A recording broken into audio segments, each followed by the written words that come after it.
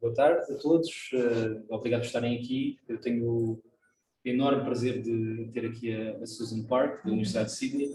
Ela é professora de I'll switch to English in a minute, just to say a few words in Portuguese. É professora de Global Governance na Universidade de Sydney, tem uma série de interesses que também têm certamente interesse para o CESA, coisas que incluem organizações internacionais, especificamente bancos regionais de desenvolvimento, articulação de normas e organizações internacionais, governo do ambiente e de facto é uma das académicas mais inspiradoras neste contexto e é por isso tenho um imenso prazer em tê-la aqui, em convidá-la para estar aqui e por cima porque acaba de lançar um livro que, não o tendo lido por problemas logísticos, promete dizer-nos qualquer coisa de novo sobre as relações internacionais, sobre organizações internacionais e isso nos próximos anos, tendo em conta que o momento histórico que nos estamos a aproximar, certamente será cada vez mais importante. Portanto, acho que será um momento bastante interessante. So, now to English. Have the very great pleasure of welcoming Susan Park to ISEG. She's a professor of global governance at the University of Sydney. She's one of the foremost scholars on specifically the articulation of norms in and within international organizations, also in the governance of the environment, which is sure to become ever more present and important in our present world, given what's now, I think it's trendy to say the polycrisis, the emerging polycrisis that we're facing. So thank you so much for being here, and I think we will all enjoy your presentation greatly. Thank you. Thank you very much. So it's such a pleasure to be here today. And do feel free to ask questions if you don't understand what I'm saying or if it's not clear. I'm more than happy to explain as I go. But what I want to talk about today is the book that has just come out called The Good Hegemon. And really it looks at the role of the United States in a collection of international organizations called the multilateral development banks. The most famous, of course, is the World Bank. And in 1993, the World Bank created a precedent under international law that actually allowed people to seek recourse for harm that have resulted from development projects that are financed by the World Bank in developing countries. So this was the first time that a universal international organization, World Bank, 185 member states, recognized and responded to its impacts on individuals. So World Bank, 185 member states, actually responding to individuals, not to member countries. So within a decade of the creation of the World Bank Inspection Panel, the other multilateral development banks would create similar mechanisms. So there's a collection of regional development banks that are very similarly structured, very similarly operate in the regions. So the African Development Bank, the European Bank for Reconstruction and Development, the Inter-American Development Bank, and the Asian Development Bank. And so they would also create these similar accountability mechanisms. And I argue in my book that these accountability mechanisms embody what I call a norm of accountability as justice. And this seeks to provide recourse for environmentally and socially damaging behaviour through a formal sanctioning process. So this norm has now spread to a range of different development financiers, the Asian Infrastructure Investment Bank, of which the United States is not a member, the European Investment Bank, bilateral development agencies, export credit agencies, and even to the private sector. So how is this emergence and spread of this norm possible? Although international law scholars and practitioners have spent a considerable amount of time mapping the differences between the accountability mechanisms, no explanation has been provided for their creation, for how they function, and whether or not they hold the banks to account. So what I do in the book is to tackle these three questions and to make three central arguments.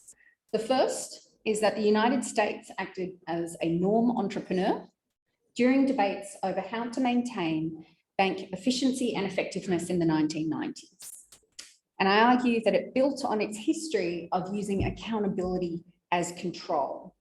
And the United States sought to establish this norm of accountability as justice for all of the banks to enable recourse for communities and ecosystems harmed by projects financed by the multilateral development banks. As the most powerful shareholder, the United States used three specific strategies to be able to garner support for this norm: its power of the purse, its voice, and its vote on the bank's boards. The second argument I make is that the multilateral development banks, as international organisations, used a range of passive and active strategies to try and resist this norm. This led the United States to then invoke exactly the same three mechanisms in instances of egregious harm, where the mechanisms weren't working. And the third argument is to demonstrate how the multilateral development banks have institutionalised this norm over time. The accountability mechanisms have improved in terms of their accessibility for project-affected people, increased their transparency, increased their independence to be able to investigate the banks. They've become more responsive to project-affected people and more effective in terms of their compliance investigations and monitoring of the bank's behaviour. But despite these gains, the accountability of justice norm is a corrective rather than a preemptive justice norm adhered to by the banks. And I'll go through what I mean by that as we go. So the spread of the norm is striking, considering just how radical a change this was for the multilateral development banks. Constitutively, it created new ways of thinking, acknowledging that multilateral development banks could actually hurt people and that it should be acknowledged and that it should be addressed by the banks. It created new actors in the form of accountability officers whose job it was to actually investigate claims of harm. And it created new categories of action, problem solving, this idea that you should actually engage with the community to identify the problem and whether or not it could be addressed, and compliance audits to evaluate whether or not the bank had or had not complied with its own environmental and social policies and whether or not this led to harm. The norm is also regulative.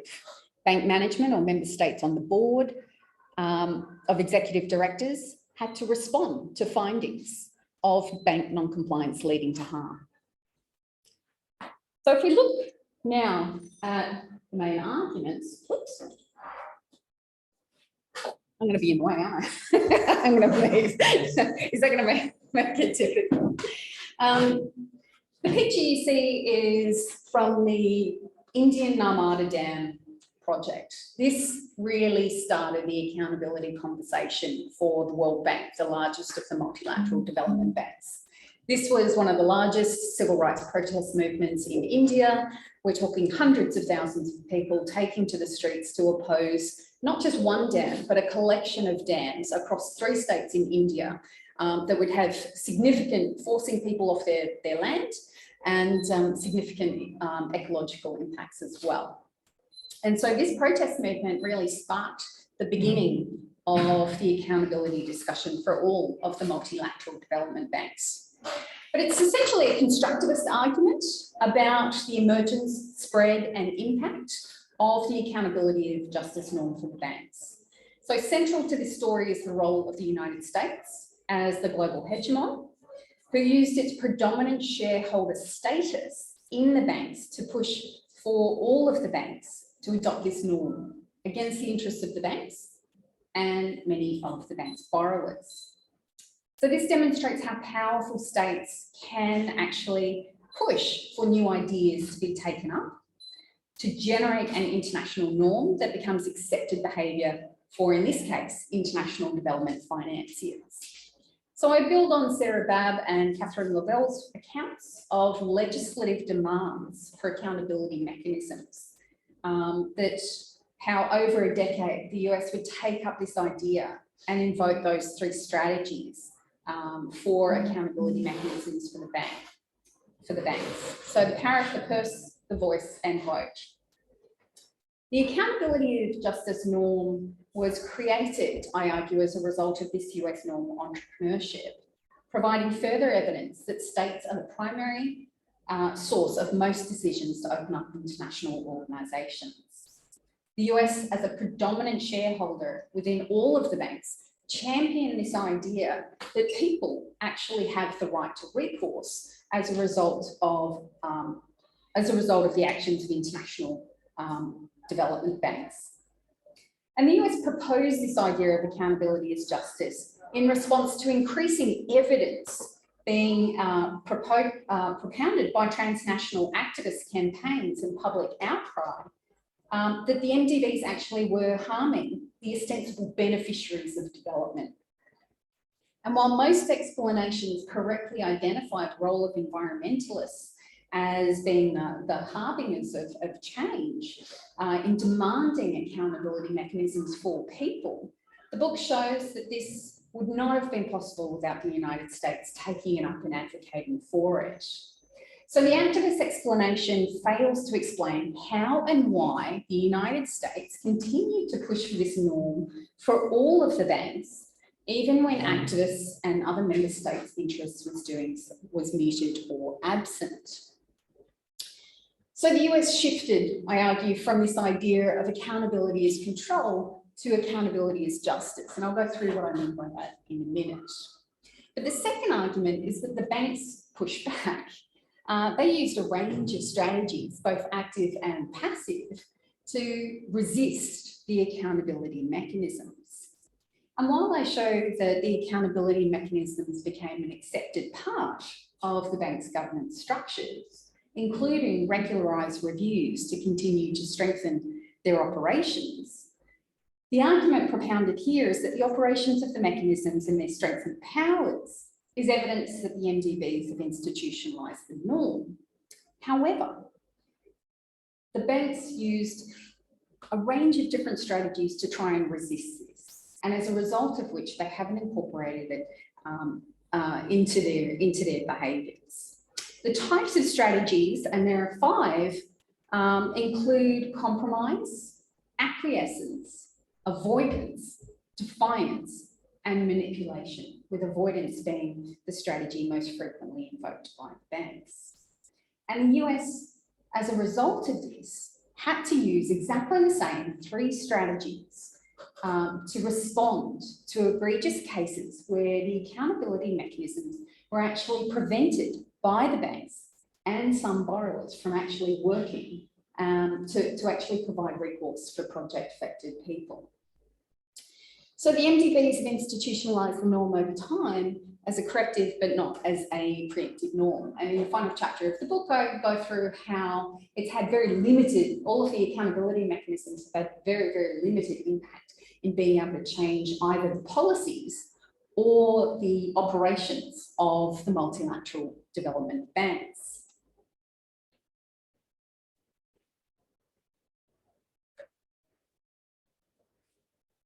So the first argument is that the United States is a liberal hegemon. It has an open political process, and this enables Congress to listen to an array of voices, such as environmentalists. The argument that I make is that the accountability of justice norm was created as a result of this US entrepreneurship. The US proposed the accountability of justice norm in response to increasing evidence that the multilateral development banks were underperforming economically, as well as adversely impacting these ostensible beneficiaries of multilateral development finance. So in the 1990s, member states requested an examination of all of the multilateral development banks' portfolio performance through these quasi-independent task forces. If you're familiar with the World Bank, you might have heard of the Wackenhans report, which came out in 1992. The Topoma report was undertaken in the Inter-American Development Bank, the Schultz report for the Asian Development Bank, and the Knox report for the African Development Bank.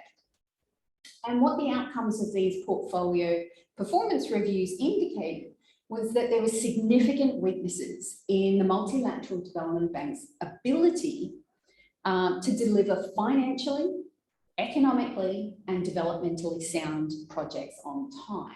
So this is quite of a wake-up call to multilateral development banks, which were seen as ostensibly doing very good things. They provide public finances to developing countries for development projects, right? That's a good thing. But in actual fact, they had significant problems, which these portfolio performances revealed. So essentially, this led to multilateral negotiations as to how to address these problems. And what the United States did was to link these concerns over the efficiency and effectiveness of the banks with the emergence of this knowledge of harm to ostensible beneficiaries into what I call the single accountability as justice norm. So I argue that the accountability as justice norm emerged the way it did and not otherwise, because other options for providing recourse and redress for project affected people were delimited by two factors: the priority of debating bank inefficiency and ineffectiveness, and the nature of US relations with the banks. So the United States used tools that it already was at its disposal to add concerns of harm to the discussions over the bank's economic performance in terms of accountability processes such as auditing, monitoring and evaluation and oversight procedures. Now, the US has a very strong history of using these accountability as control processes with the banks.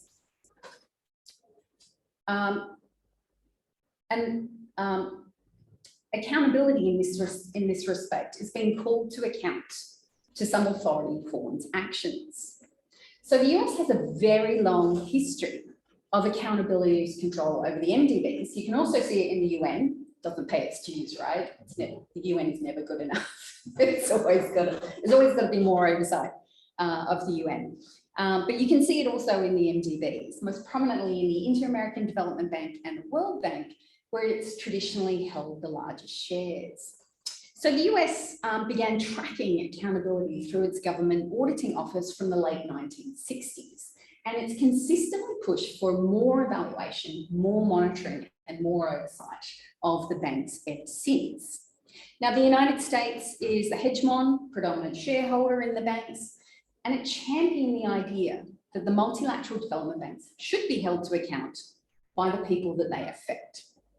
Now, all of the banks bar the African Development Bank were created with this US imprimatur.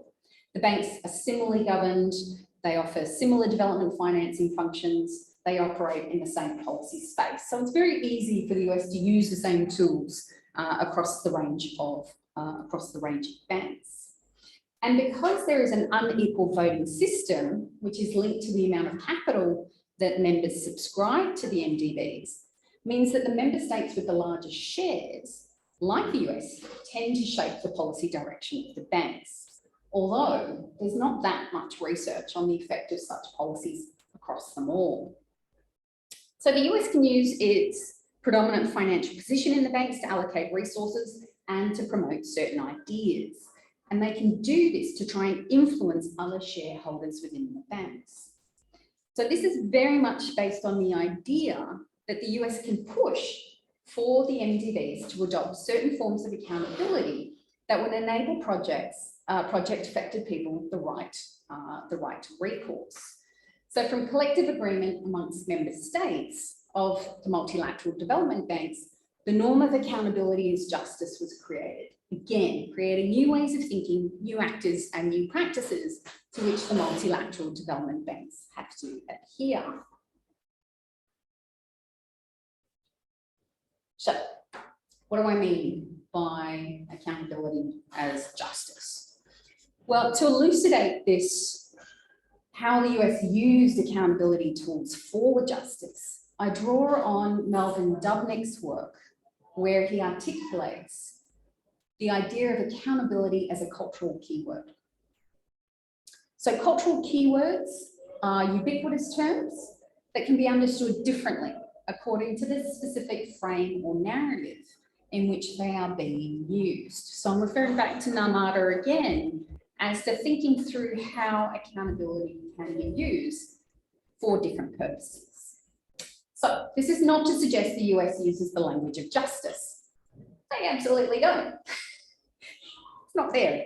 But to argue that the US has used accountability procedures, such as evaluation, such as audits, and such as monitoring, to provide recourse for people harmed by bank finance projects.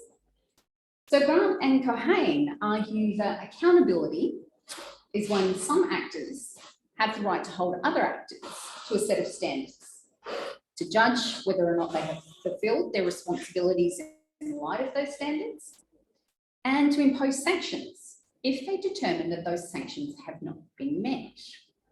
So this incorporates the demand for accountability to those in authority, member states, as well as to those affected, people on the ground where the development project is taking place. So Dubnick outlines accountability narratives, and he talks about 4 narratives about how accountability is used. The first is institutionalized accountability. Now, this is often linked to constitutional or electoral arrangements designed to render political authorities more answerable and more responsible. Now, pretty much most of the literature on international organisations and accountability sits within this narrative. This is the idea that you can examine delegated or representative frameworks, either implicitly or explicitly drawn from democratic understandings of accountability, right? You have a member states have a representative, they go to the bank is then responsive to those representatives. Why? Because they pay for it, the member states pay for it, but then they themselves are represented by their countries, and those countries either are or are not democratic, right? This idea of accountability, that the bank should be accountable to their shareholders. Now, the second narrative views accountability as a means to facilitate control, to ensure obedience and efficiency. And I argue in chapter 3 of the book that this is how the US traditionally engages with the multilateral development banks and more broadly with other international organisations. So this fits within a delegated model of accountability and takes the form of evaluation, auditing and monitoring tools to basically ensure that the banks do what the US wants. In the 1990s, the United States helped push for more monitoring and evaluation tools to better ensure the efficiency and effectiveness of the multilateral development banks. And as I mentioned earlier, the US has been for a long time demanding the establishment of more evaluation, more auditing, more reporting requirements to oversee and direct the banks from the 1960s. Now, the third narrative is this idea of justice, accountability for justice. And this is where it produces justice for those that are victimised by malicious or damaging behaviour. In the 1990s, activists galvanised to demand formal sanctioning procedures to help people to hold the banks to account. And as I show in chapter 3 of the book, the whole point was to hold the MDBs accountable through formal sanctioning procedures. So demanding transparency, demanding answers from the banks as to whether or not they did or did not comply with their own social and environmental policies, and if that led to harm. And MDB compliance and monitoring if they had not. The result was that these typical accountability tools, evaluations, auditing, monitoring, which were reshaped for another normative priority, in this case, justice. So justice is fair or morally defensible treatment for individuals in light of human rights standards or other standards of social or economic well-being. And as I demonstrate throughout the empirical chapters, the US concern for controlling the MDBs became overlaid with this additional narrative of justice, this aim to enable people to have recourse for their grievances that was for being affected by these big development projects. And the United States sought to convince other member states to add justice to typical means it uses for control within this context of debating the bank's inefficiencies and ineffectiveness. And this explains why the grievance mechanisms for people adversely affected by the bank's development projects look the way they do and otherwise. If you think about accountability, there's a whole range of demonstrating accountability.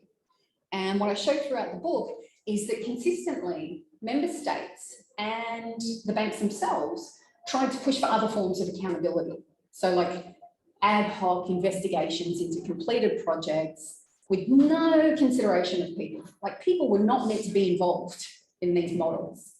And the US pushed and pushed and pushed and said, no, people have the right to recourse. They have the right to actually air their grievances. And this was a major shift. And this is why I think justice is an incredibly important way to think about how accountability can be used. Now, the fourth narrative, not one that is part of the book, but Dubnik also talks about using accountability as an incentive, or accountability metrics and benchmarks through which adjustments in performance can demonstrate that one has become accountable. And you can see this in the World Bank, for example, through new public management or results-based management. This is trying to use incentives to demonstrate you are accountable. Now, the different accountability narratives don't change the accountability relationships between the banks and the shareholders, the member states. They're not mutually exclusive, but the normative purpose for which they are intended does actually affect the standards, the procedures and the sanctions that are employed by, to hold the banks to account. So they're not necessarily different forms of accountability, but they highlight the purpose for which accountability is being used. And the US created a norm by linking these typical evaluation and sanctioning tools to justice concerns, adapting these evaluation, audit and monitoring procedures to providing recourse for project affected people. So how did the US do this? This is where we get into the weeds. Feel free to ask if none of this makes sense. But essentially, the US had three particular strategies or three particular mechanisms that it could use. And because the US is the predominant shareholder, this translates into preeminent voting rights. This means the US has the most powerful vote in most of the banks. So the US used three specific mechanisms. The power of the purse. This is where the US can link new commitments to replenish the bank's capital to new ideas. The second one, the vote, is where the US has the greatest number of votes on the bank's board. So it can help push this through, push new ideas, new policies through by garnering support and getting enough votes across the line. And the voice is where the US seeks to convince other member states that this is an important and valid issue for them to take up and agree upon. Now this, I just want to make this clear, the voice is important because the US, surprisingly or not, doesn't always get its way. Right? It's never had that much success pushing human rights in the multilateral development banks because there's no clear link between the economy and freedom of speech, right? But it could make the argument for accountability as justice as being part of improving the bank's effectiveness. So if you can make that link between a new idea and the mandate of the banks, then you've got a better chance of it being taken up by the other member states. So the accountability, and I'll go through this in detail. I mean, it's up to you. You can tell me whether or not you want more or less. But the power of the purse is important because the US had two particular strategies in terms of financial incentives or financial threats. So this is how you get the bank's attention. right? That this is an important issue that has to be addressed. And the World Bank in 1993, it used IDA 10. So this is the International Development Association. It's the soft financing facility.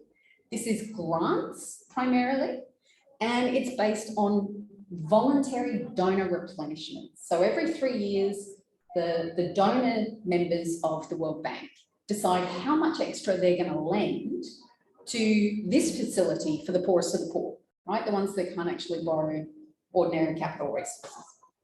So the US said, unless, this is the US Congress, said unless you create an accountability mechanism, primarily in response to Arun 3 Dam, we're going to withhold funding.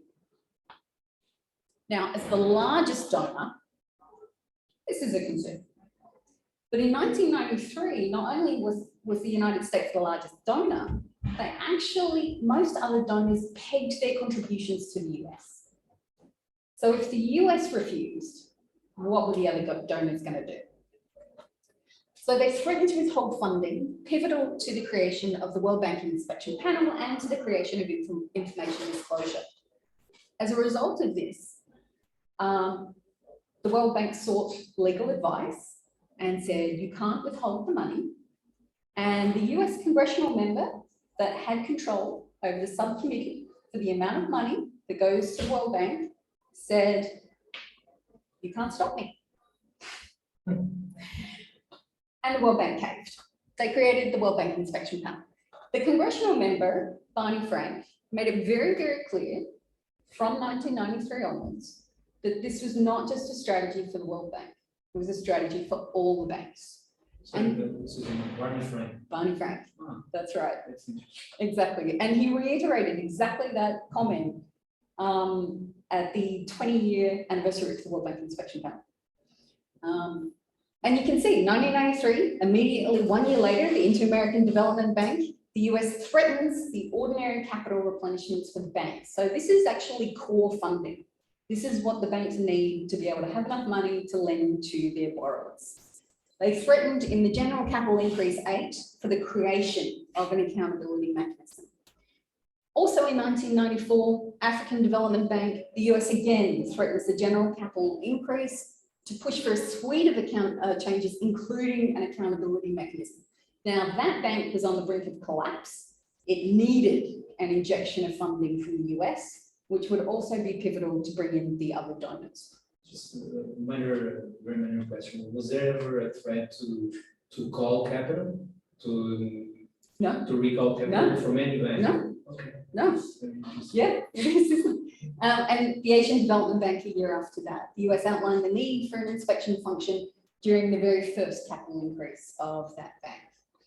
The vote, the United States pushed specifically for an accountability mechanism for the World Bank Group. So the World Bank, public funding, the World Bank Group, private sector funding, both for development. But ultimately, it really, again, was revealed under another massive campaign against the IFC, the private sector lender of the World Bank Group, lending to the the Pangue Dam in Chile along the Biobío River, which was adversely affecting indigenous communities and creating ecological harm. So that triggered this push, not just for public lending, but also for the private parts of these development banks to also have accountability mechanisms. So that was in 1999. By the time you get to 2003, you get into the European Bank for Reconstruction and Development. The US is the preeminent shareholder, but it actually didn't use its financial incentives. There's no evidence that it ever used any financial incentive. There's no concessional loan facility for this institution, and it never used the general capital increase. And arguably, because you get this shift in 1999 to include the private sector, that's when the EBRD knew that it had to agree as well. And most of the donors of the European Bank for Reconstruction and Development, European, by that stage, they all sort of agreed that it was kind of necessary to have an accountability mechanism. And so the US only had to use its voice. It didn't even vote on the board for this mechanism, which it did in all the others, circulated the need for it, used the threats to get the attention, and then voted for it on the bank's board, by the time you get to the EBRD in 2003, didn't even vote for it because they didn't think it was independent enough. So it just used its voice to garner enough agreement that it was necessary. So just to give you an idea of the most powerful in the United States, so this is 2018, 2019 figures. It doesn't change that much. 15% of the vote in the World Bank. This means the US has enough power to push through certain policies.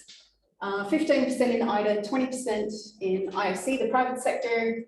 It's the second largest shareholder after Nigeria in the African Development Bank.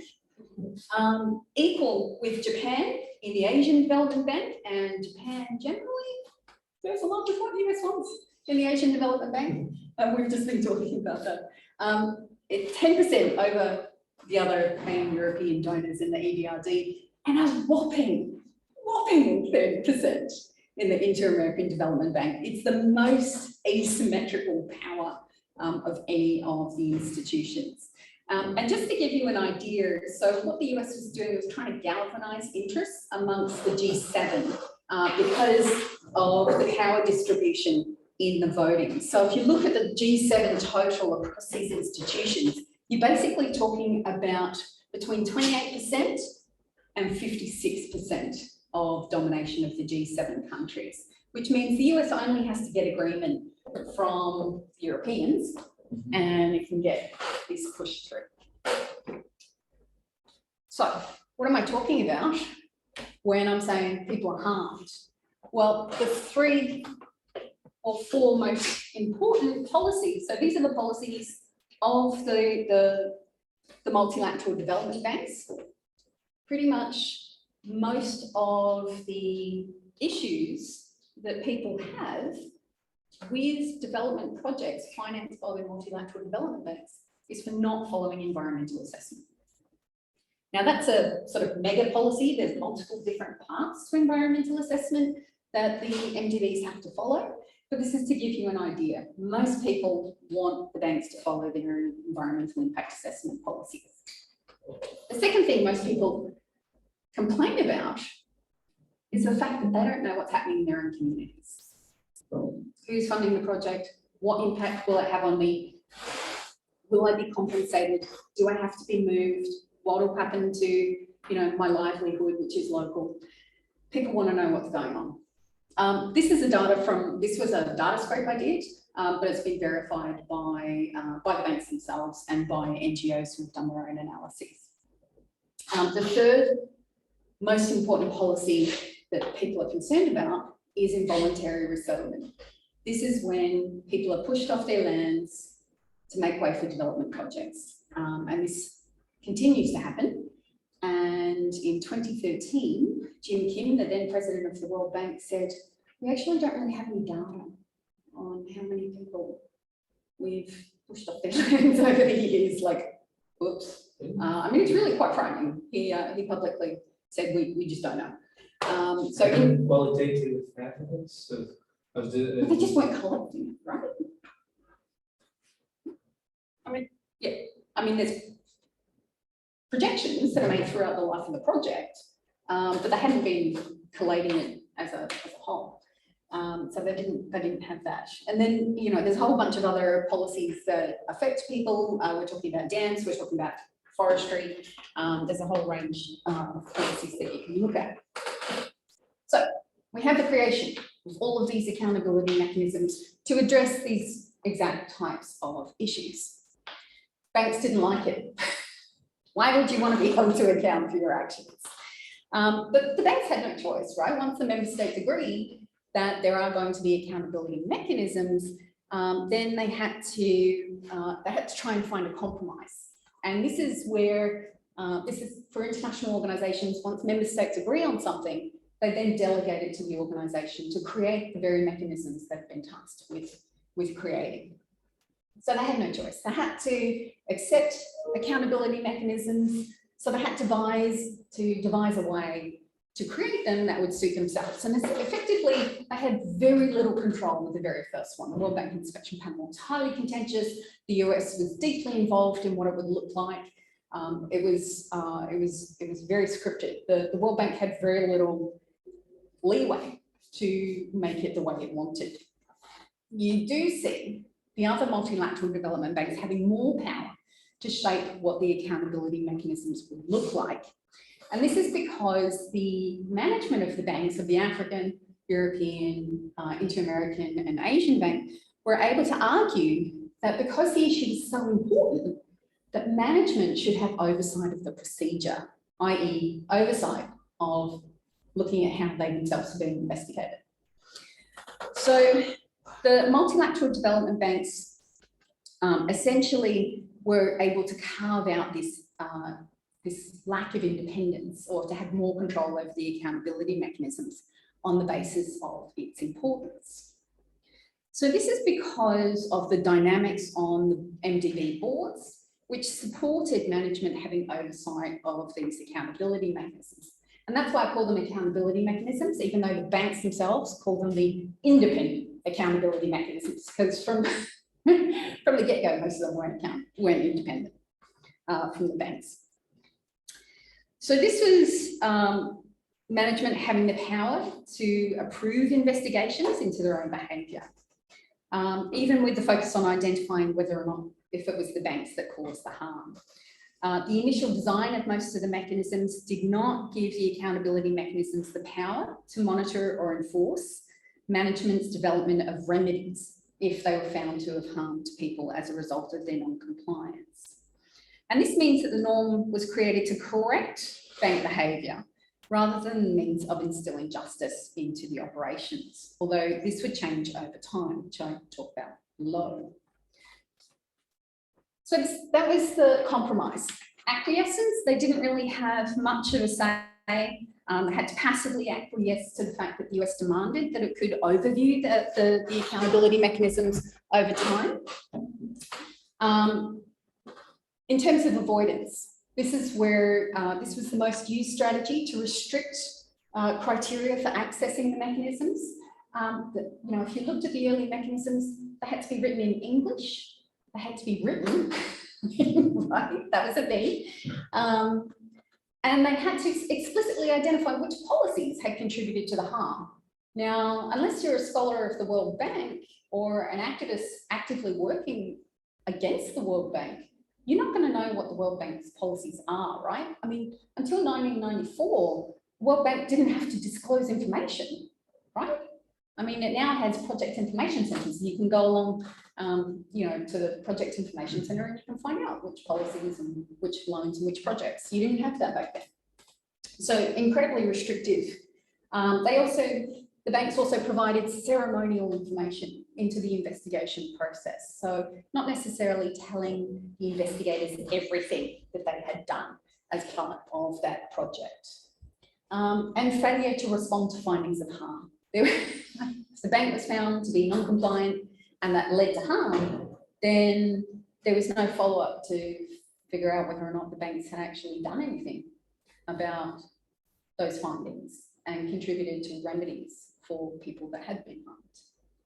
They also engaged in defiance, dismissing and challenging the norm. They consistently denied claims from project-affected people as legitimate. They refuted any wrongdoing. And some sought to undermine the investigation process. So this included preempting and circumventing investigations by establishing their own actions, including remedial action plans to eliminate the need for an investigation into their activities. And bank resistance was also evident with efforts to manipulate responses to the norm. In some cases, management would seek to influence the standards by which they were being evaluated. So in the World Bank, for instance, there are 2 attempts to reject investigations on the basis of what counts as a project. So they didn't want people to investigate a program loan. This is not tied to a specific project because that didn't count, even though by the bank's very own definitions of what counts as a project, that includes program lending. So challenging the standards of evaluation actively withholding information. There's evidence that, that management were encouraging staff not to provide information, and instructing both staff and project affected beneficiaries not to talk to the investigators. So there's evidence of willfully engaging in manipulation.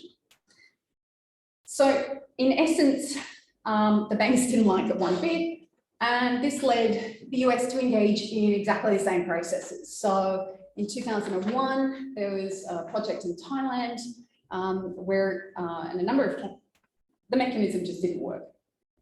They weren't accepting any claims as valid. The one that did, the one that was accepted as valid, member states refused to, it was a case in Thailand, refused to allow the investigators in.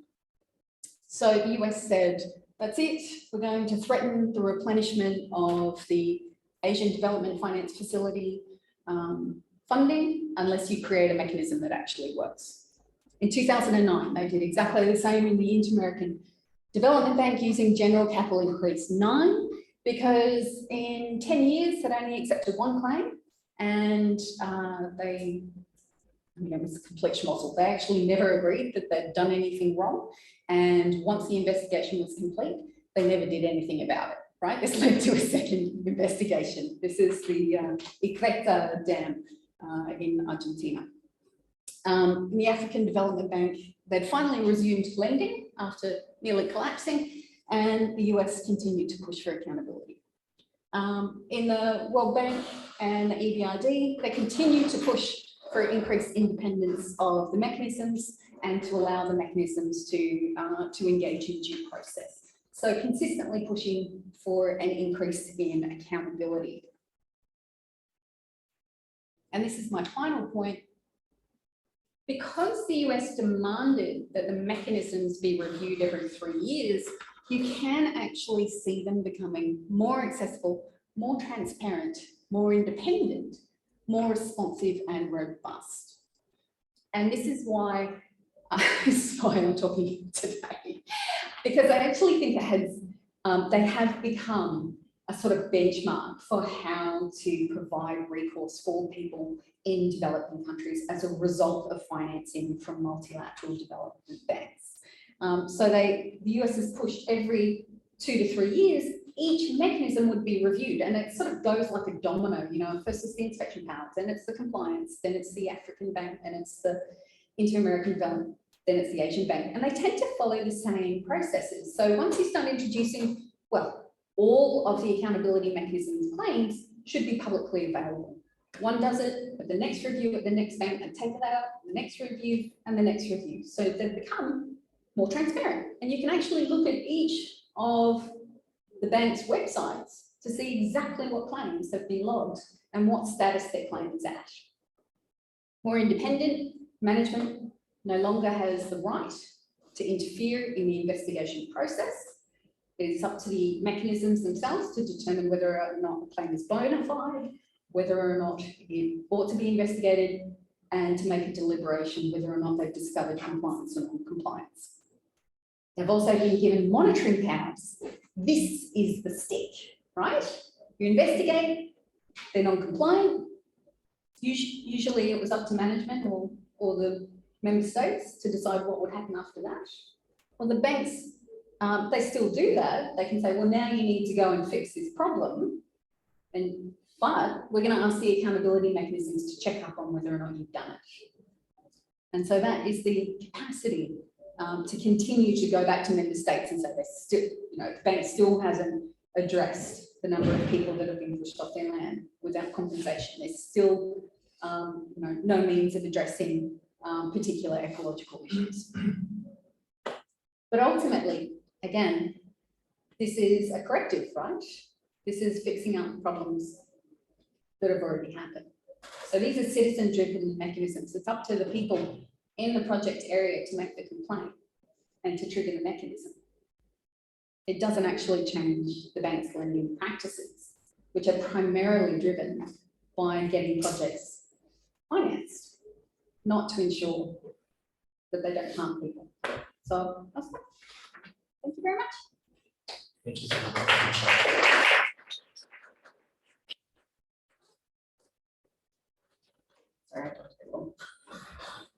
could have talked for another hour, and that was Don't tell me. still. We'll have time for that. I don't know. Well, we have any questions? I have a bunch.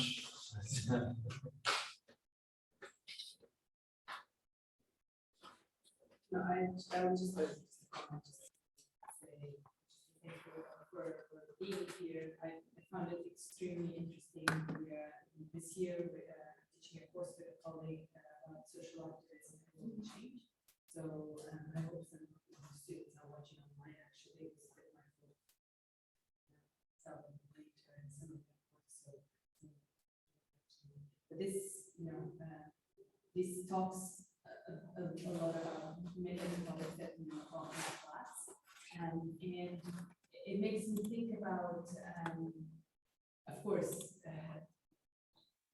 there is, like you say, there is much to be said about the role of civil society, but there is one for sure, and a real one, and it makes me think about.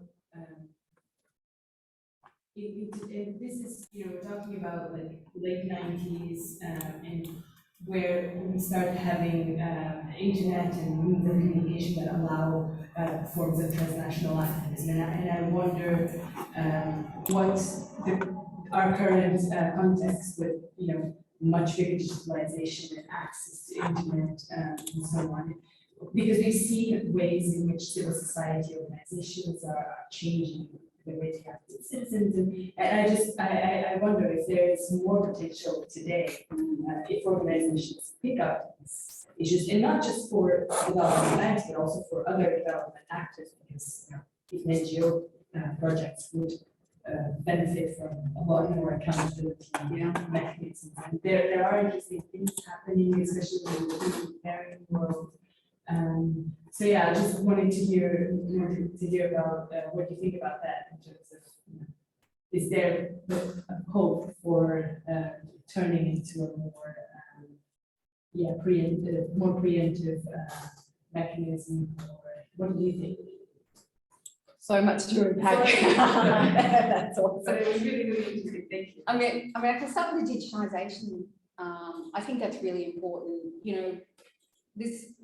I didn't talk too much about the activist story because that was in my first book, but it really started in the 1980s. And back then it was, getting a story in the New York Times, getting 60 Minutes to cover what was happening. It was a lot of the kept and sicking, the boomerang pattern. It's actually providing information because people didn't have access. I mean, that story is totally changed now, and I'm working with some scholars that are working on Myanmar at the moment, now that they've gone back to authoritarianism, about the different strategies that environmentalists within Myanmar are using. And, for the small part of their flourishing, Myanmar actually started to have internet and mobile communication. So of course, everyone was using a mobile phone. Now that the crackdown has happened, it's moved to Signal and different ways to be able to evade being monitored.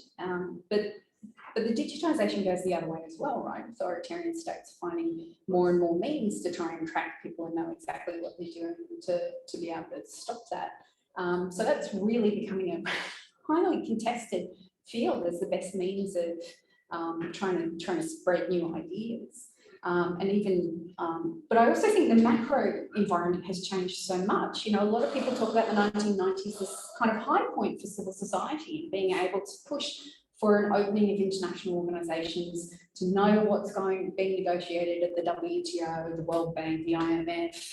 And that's changed as well now. You're seeing a sort of greater pushback by regressive policies and people not wanting to push for social change, wanting to take that backwards, even in democracies like Australia, where they're trying to make protest for environmental activism illegal. And I find that really frightening that democracies are taking that step backwards. But in terms of how this could shape dynamics, I mean, one of the biggest issues for me is obviously the breakdown of US politics. You don't see the US, it still says it stands for a lot of things, but whether or not it can actually achieve any of those things now. So everyone's gripping, watching the US midterm elections, right? This is not something we never actually had to bother about as scholars of international relations, to figure out what was going to happen and how the US was going to behave internationally. So I think there's so many parts of that story that just make it a real challenge, I think, to push for new ideas, for new ways of doing things, for better ways of doing things. So I'm not sure if I answered your question, but it raises so many more. It does. In classes we do get around, like it's more sometimes students ask, what does this mean? Because like you said, we start, and it's changed so much so quickly. We start talking about this power of connection and so on, and then in 20 years it just turns, the tables kind of turn, and there's like this dark side, and we don't really know what's going on. The potential for sure, in terms of the knowledge that is there and the ability to connect. But I also have some other questions. So I have so many questions, but I'll try to be as disciplined as I can. What do you think explains the adoption of certain of those specific strategies by each MDB in reaction to Existing. Yeah. They sort of pretty much follow the same song sheet. So the compromise, the regional banks could get away with having more management engagement because they were given sort of more independence to create the mechanisms. The World Bank Group, eyes were on them because of Narmada and then the Pangai Dam. So they absolutely had very little leeway to make the mechanisms suit the banks. The defiance was just evident across all of them. They found ways to reject claims that were clearly eligible. The Asian Development Bank rejected, I think it was 6 claims for the same project from various groups saying there's no compelling evidence. Just blanket statements to reject. That's really interesting. Sorry, I have so many questions. So what's the standard of complaint that's required at each bank? So is it trends? Is it a standard that's been adopted across the board, or is it different? Well, it's become homogenized over time, but they all started with the idea it had to be 2 or more people in the project affected area, right? So people that were directly affected, unless you could demonstrate that you were at threat from your own government for complaining, in which case you could have an NGO act on your behalf that was outside the project affected area. Did that happen often, or? What I've done, but I haven't analysed yet, is the breakdown of who is making the complaints. And just sketchy off the top of my head, most of the complaints are actually coming from community-based organisations. So this can go from anyone from a single household of 2 people to some cases like the BTC pipeline in Georgia, Kazakhstan. That was like thousands of people complaining. But we've done just a rough analysis. Because the argument was, it's international NGOs. They're the ones creating the trouble, right? It's not the local people, it's NGOs. In actual fact, it was mostly local community associations, communities of lawyers, ecologists, community groups that were worried about, you want to put a road through here, it's going to impact all of our livelihoods. So we do want to break that down in a over the summer when I'm writing. But yeah, we found that a really interesting breakdown. Because that kind of speaks to something that Luís was talking about. The early stage of AM emergence, it seems that you were saying was that there was a period of time when more, let's say, more like policy loans. Sorry, too much more. Is that one? Like policy loans, activists who were deeply embedded into normative networks and such, they were functioning as gatekeepers of sorts. Yeah. So do you see that happening? And as soon as AMs become more accessible, more transparent, more independent, more responsive, that kind of power that these people had kind of shifts toward more community-based organizations, or is not as linear? Yeah, I don't think it is as linear as that. I mean, what's interesting is that the NGOs were always there. They were always part of the story. And they defend the mechanisms, right? They criticize them, they want to make them better, but they would defend them because they helped create them. But then you get a sort of interesting, then the banks get upset when communities, they provide the advice to the communities, and the communities will say, well, should I go through this mechanism? And then the NGOs will say, well,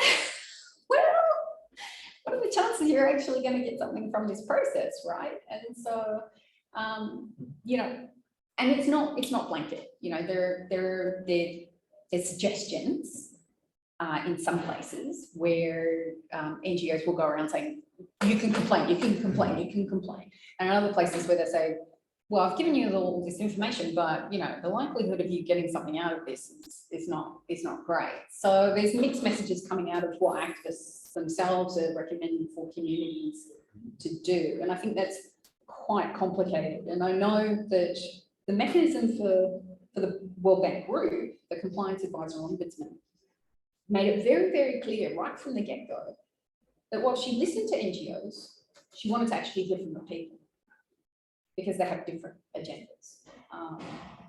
But I'm not sure that the other banks were making that distinction. One question related to that. Are people really able, is it simple enough that people are able to do this themselves? It is now. So they've changed the language requirement. It doesn't have to be written anymore. There's a simple fill-out form online. So if you've got access to the internet, you're okay. Which means maybe you are dependent on an NGO to help you get that access. But you know, the Compliance Advisor Ombudsman was light years ahead of the others, had it in all the languages of the bank. You know, the others just didn't, right? That's for whatever reason.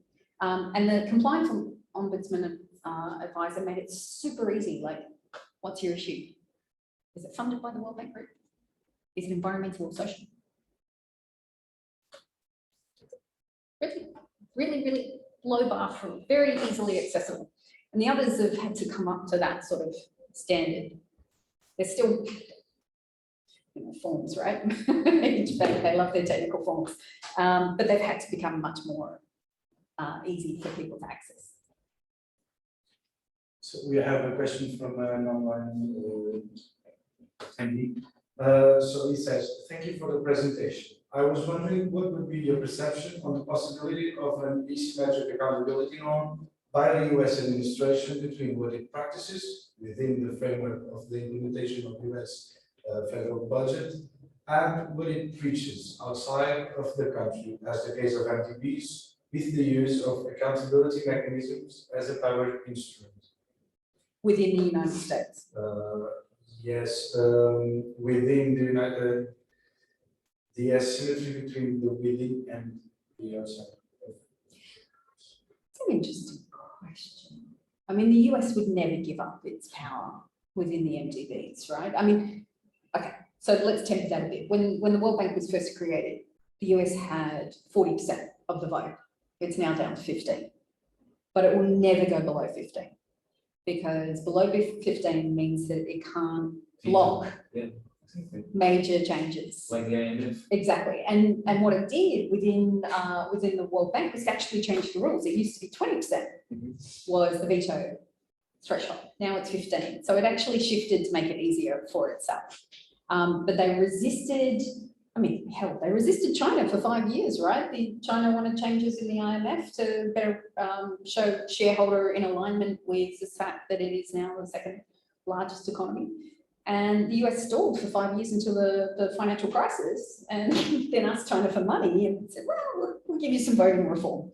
But it's still nowhere near China's actual standing in the global economy. So that's not gonna change either. The US, I found it really interesting when I was looking at the documents of the justification that the US has for staying preeminent in the World Bank and the IMF and all of the other multilateral development banks. US voters know nothing about the banks. They know nothing very much about multilateralism. They barely know the UN, right? The US mantra, the UN's going to take us over. I mean, the level of knowledge is very, very low. But the US governments think it's useful, but they never articulate what they benefit out of having these institutions. Now, the development economists have run some studies and said, oh, you know, if you're an ally of ours and you vote for us in the UN General Assembly and in the Security Council, then our strategic allies tend to get more loans and better conditions. That's a statistical analysis that they've done there. So presumably the US does benefit from holding on to controlling these banks. But how long that'll stay that way? I mean, China's where the money is, right? The policy banks completely outstrip all of this multilateral development lending. So the competition's on. The US has to respond to that, but they'll never give up there. But what about the, I mean, I think this question was a bit about, I didn't want to say the word, but hypocrisy in... Oh, yeah, they're good at that. Okay. The double standards. Yeah. No, that's yeah, no, it's definitely there. I mean, what's interesting is that they've pushed accountability, and a lot of the accountability trends in international organizations do actually mimic or mirror some of it. A lot of these issues came from domestic politics. So the idea that you should have inspector generals that examine budgets and figure out if people are corrupt or not. You know, a lot of the US has just taken a lot of those templates and put it into international organizations like the UN and evaluation in the MDBs. The accountability stuff, I mean, the template was actually written by environmental lawyers. And the US just said, yeah, that looks good enough. We're going to push that one, as long as people are at the forefront. But there was an argument over whether or not they should have ombudsmen. Do you have ombuds bodies here in Portugal? So that was one of the templates that was thrown around. That was pushed by a Canadian scholar. But the US copied this one. But yes, hypocrisy is rampant. I think call it the good hypocritic hegemon. I think the question is answered, but the person is not responsible.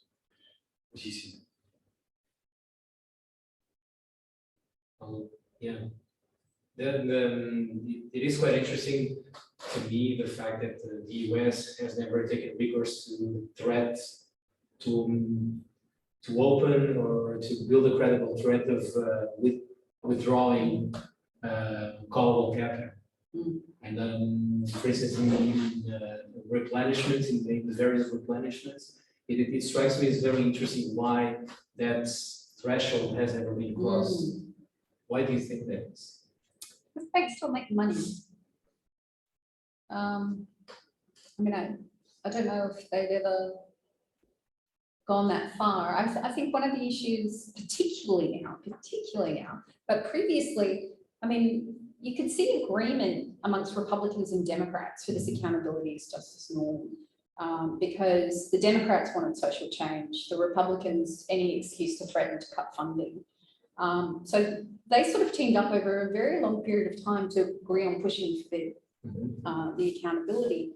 But the threat of withdrawing capital, that's quite a big move. And as I said, the US does believe that they get something out of these banks, and they're never going to give up their predominant position. But you are seeing more states willing to walk away from international organizations now. The US walking away from the WHO, threatening the Universal Postal Union, threatening UNESCO, Russia threatened to withdraw, Japan withdrawing from the International Whaling Commission. I put up with a lot of stuff for a lot of years. Now finally saying, you know what, I don't need this headache. So I think we are, you know, there's a lot of scholars now working on the exit. It's really interesting that your framework kind of seems to be a step from Hirschmanian framework, like exit flows. Now there's this recent paper by Benjamin Brown, the asset management capitalism guy, now talks about exit flows and control instead of loyalty, which is kind of is very interesting. And I wonder whether, for instance, AMs function as mechanisms for voice. Can they function as such, or do they kind of they allow MDBs to sidestep difficult transformations, and they allow to for sort of legitimation of business as usual? Yeah, I agree with that. I think they are safety valves to let off pressure when you get a massive narmada, or you get, you know, the case of palm oil in Indonesia. I mean, that was the International Finance Corporation. The World Bank Group suspended all financing for palm oil. That is one instance of change that resulted from an investigation into what the IFC was funding in Indonesia. So I do think they are safety valves. The banks for decades have said these are learning institutions. We're learning from the cases that come to us, you know, so we won't repeat the same mistakes. But of course, they do repeat the same mistakes. They're pretty similar in terms of the triggers.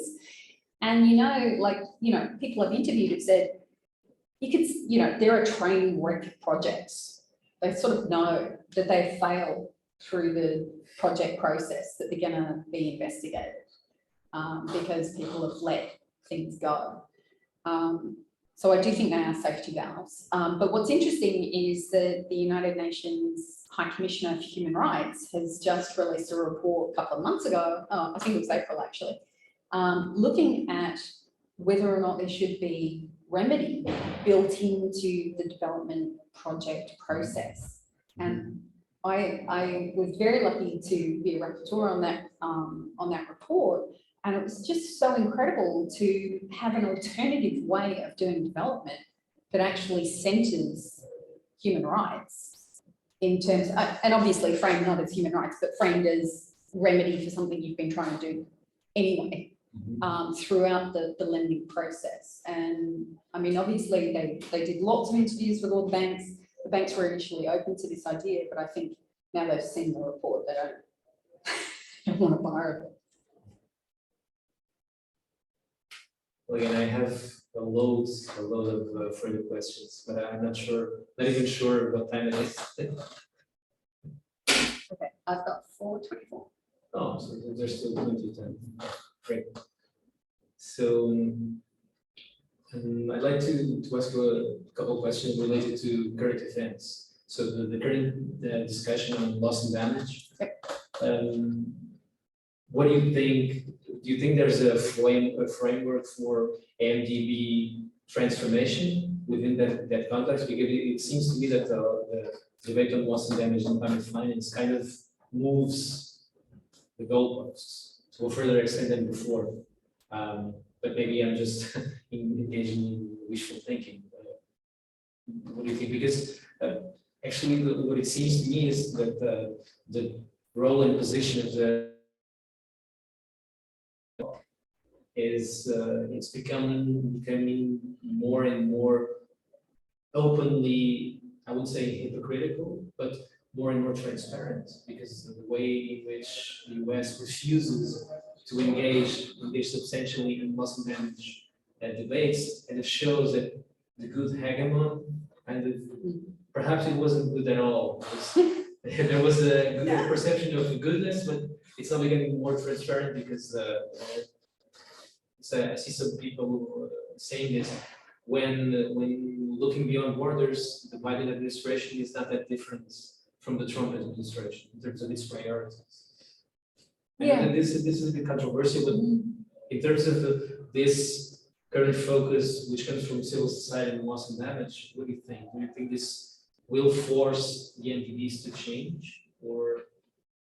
Yeah, look, none of the developed countries want loss and damage, right? Nobody wants to be held responsible for the fact that historical emissions have contributed to the tipping point we're at now. I mean, obviously, there's a lot of research being done on being able to identify the cause of each specific event and exactly how emissions have contributed to their exacerbation. So that sort of liability work is being done by environmental lawyers. But yeah, I mean, they've been dragging their feet on loss and damage for a really long time now, and the evidence is starting to become overwhelming now that we've got so much happening in terms of climate breakdown. The climate finance stuff, they've been dragging their feet on that as well. Like they don't want to contribute, and developing countries. And I looked at this actually across a range of multilateral environmental agreements. The great powers have traditionally blocked demands by China and India for capacity, for funding to actually do the mitigation work and the adaptation work. And unfortunately, we're getting to the stage now where, sorry, which European was it that said we're a garden and everywhere else is a jungle? José Borrell. Right? I mean, the top diplomat in the EU. Unless you're providing climate financing, then you've got to deal with loss and damage. And I mean, ideally you'd have both, but you've got to have one or the other. You can't say it's your problem and not finance it. So I think developing countries have a really strong argument here. But you're right, I mean. Well, I wish I didn't mean to be right. I was just thinking about kind of the skewedness of the discussion, even at this COP and other ones. Yeah.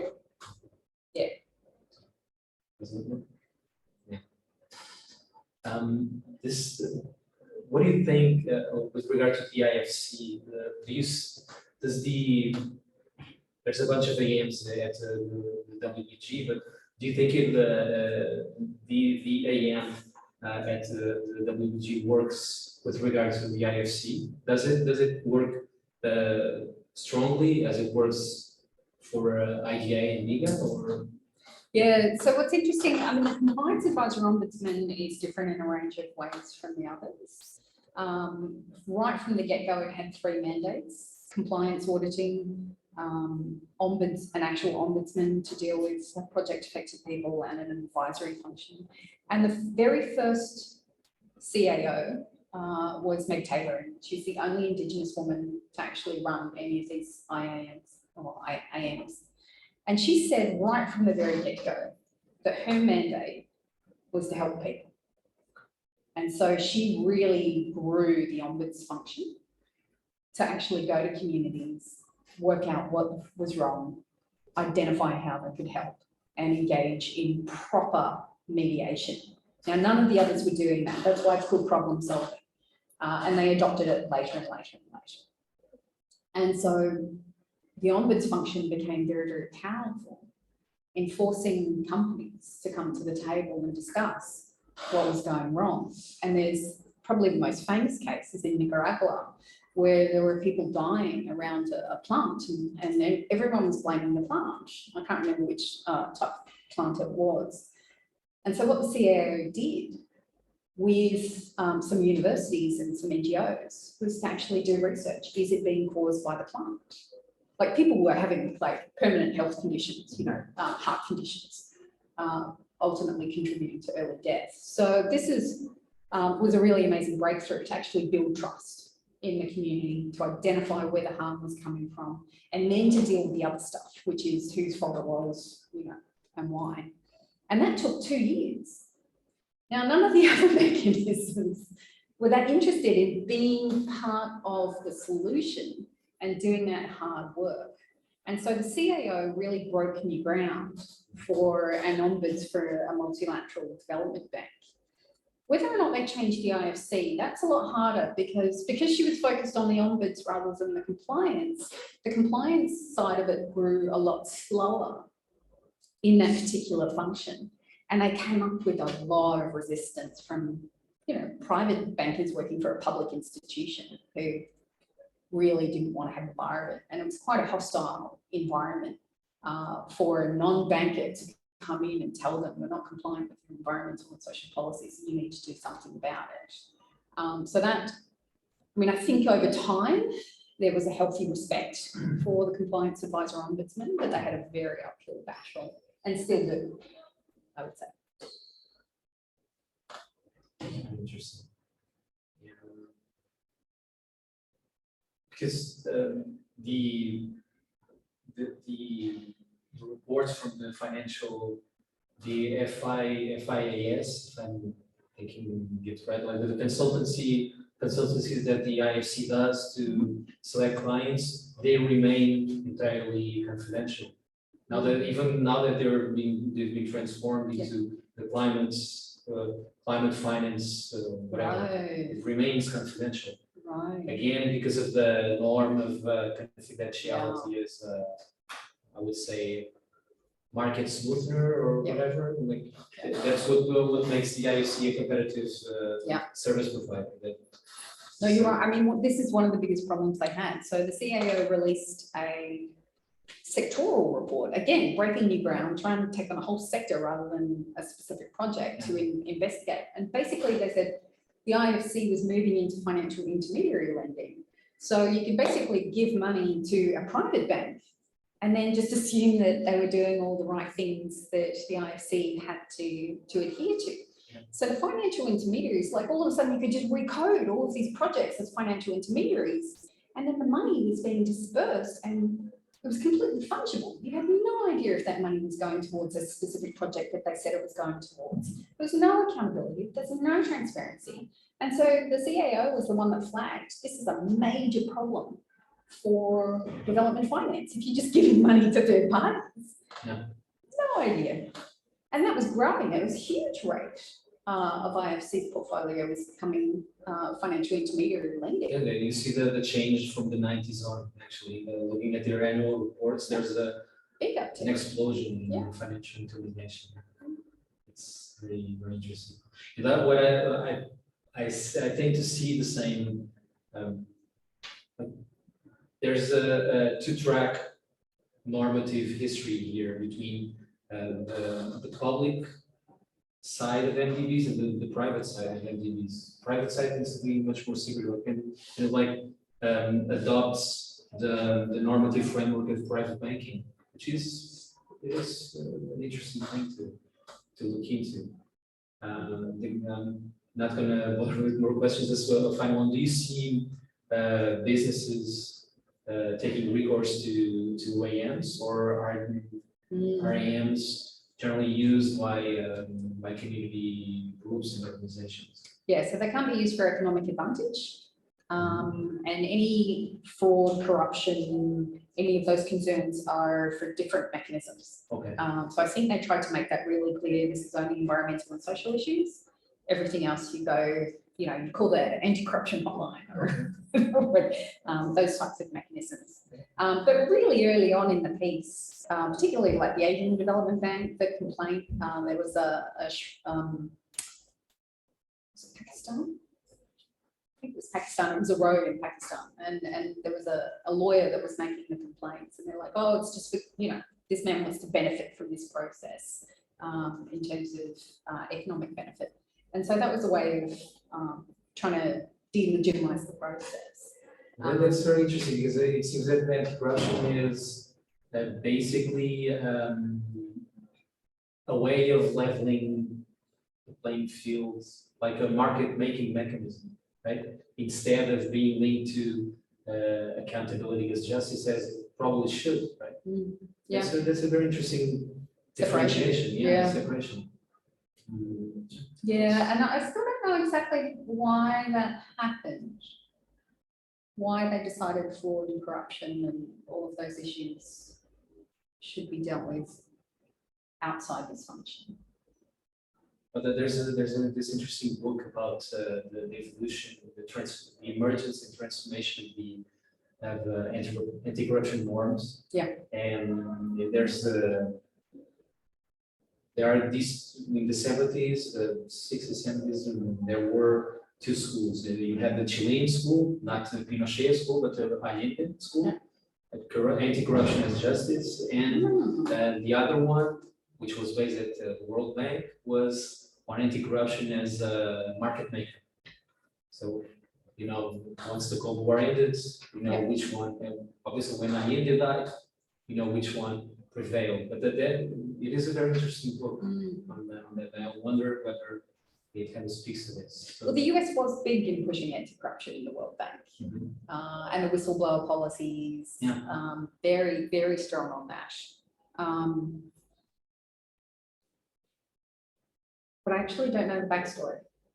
Yeah. So maybe this, I'll give you the reference because I just think it kind of speaks to this. Yeah. And offers an interesting background. I mean, there are parallels. I mean, all of the banks now have the same whistleblower and anti-corruption policies and the blacklisting policies as well.